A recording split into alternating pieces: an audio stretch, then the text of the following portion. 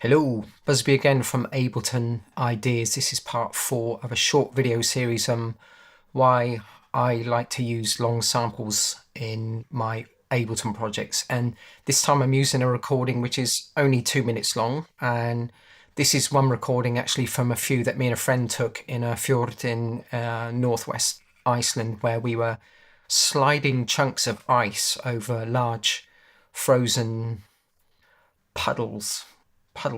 Some of them actually could qualify as lakes, but there you go. But anyway, it made some awesome textured sounds. So I'll just play this bit very quick.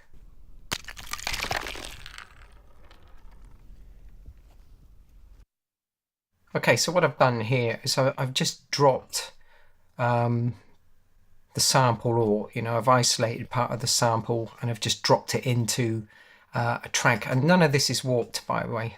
This isn't warped at all.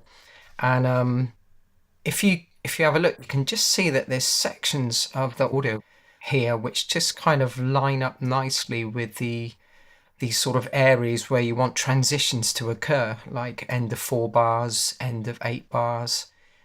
And I often find that happens with long audio files. You just drop them into a track and things often just line up, which I guess makes sense in the context of law of averages or whatever. But all I've really done here is chopped up the file a bit and moved things around just a little bit. I mean, as you can see, this is this here.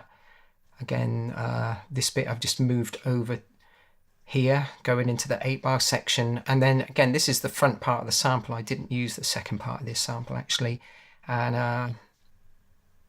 And I've just extended it out, and here I've just sort of upped the clip gain a little bit so there's more volume. So like I said, I didn't warp the cut up section, and what I did was, if I open that up somewhere, I've got some volume automation going on.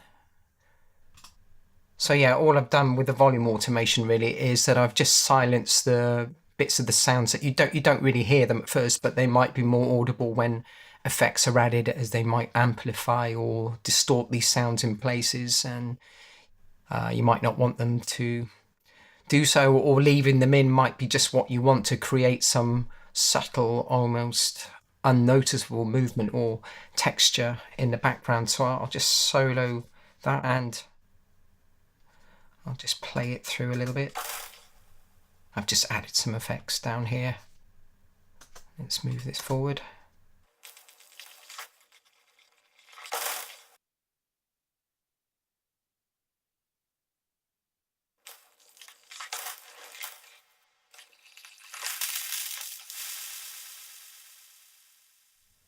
So again, for me, most sound design work is done in the recording itself. So I'll play this together with the rest of the track, and I've just knocked up a quick bass line to go with this. Now, this is how it sounds so far.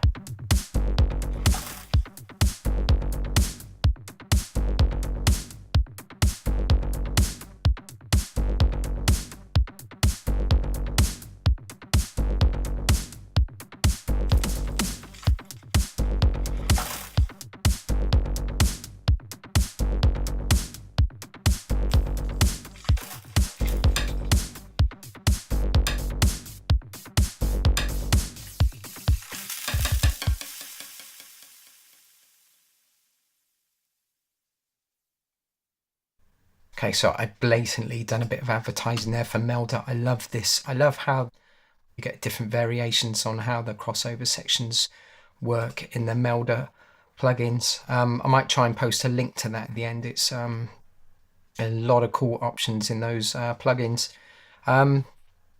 So there it is. Actually, I made a previous video quite a while back using long I samples, and I think it might be a bit better than this one. So I will add a link to that video at the end.